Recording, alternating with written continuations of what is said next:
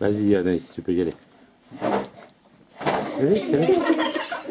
Arrêtez de rire bêtement. L'éléphant d'Afrique. Dans toutes les espèces de mammifères à trompe dotées de défense qui ont vécu sur la Terre, seul éléphant a survécu jusqu'à aujourd'hui. De nos jours, il y a deux genres d'éléphants. L'éléphant d'Afrique et l'éléphant d'Asie sont les derniers représentants d'un groupe de mammifères à sabots. Malheureusement, l'éléphant risque de disparaître de son environnement naturel dans les années à venir.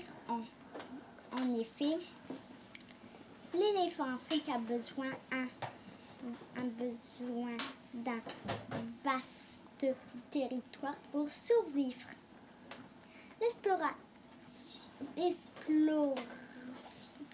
L'explosion démographique, augmentation de la population en Afrique rend l'avenir de l'éléphant plus qu'incertain. Il est en voie d'extinction. Portrait de l'éléphant d'Afrique. Les éléphants d'Afrique vivaient en groupes familiaux. Chaque groupe est dirigé par une femelle dominante qui décide des déplacements. Cette femelle est très importante pour la survie du groupe car transmet son expérience aux autres femelles.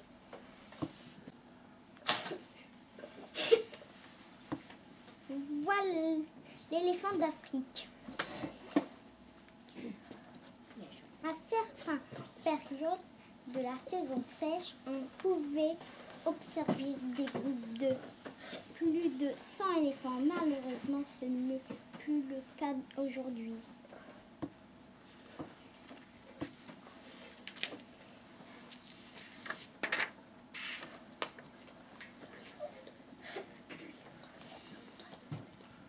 Ces groupes se déplacent continuellement car leurs besoins en nourriture sont très importants. Ils peuvent avaler jusqu'à 200 kg de végétaux par jour de plus. Pour survivre, il leur faut une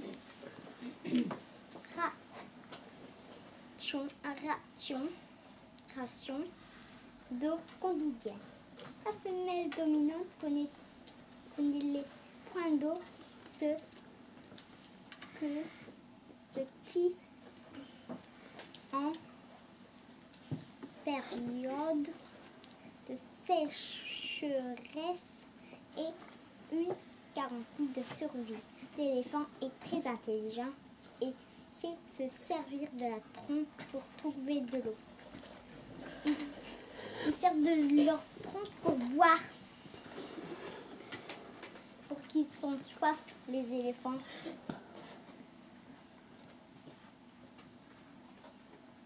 Ils ont besoin d'eau, les éléphants. Le mode de vie de l'éléphant.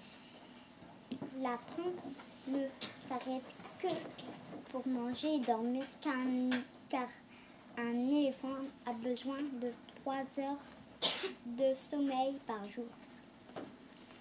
L'éléphant n'a qu'une seule énorme molaire dent qui pousse sur chacune de ses demi-mâchoires, elle est remplacée 6 fois au cours de sa vie.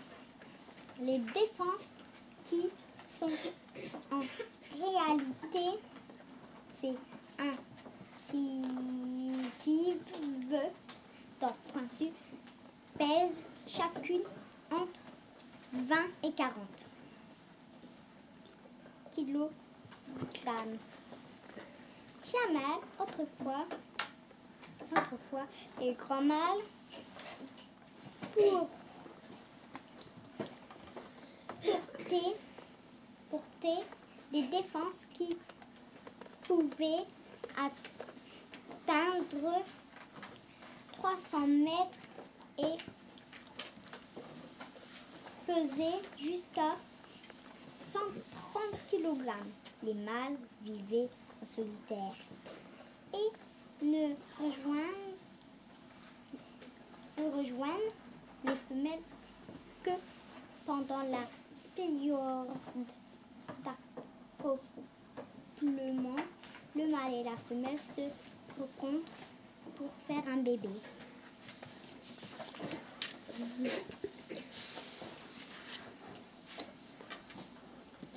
Le mot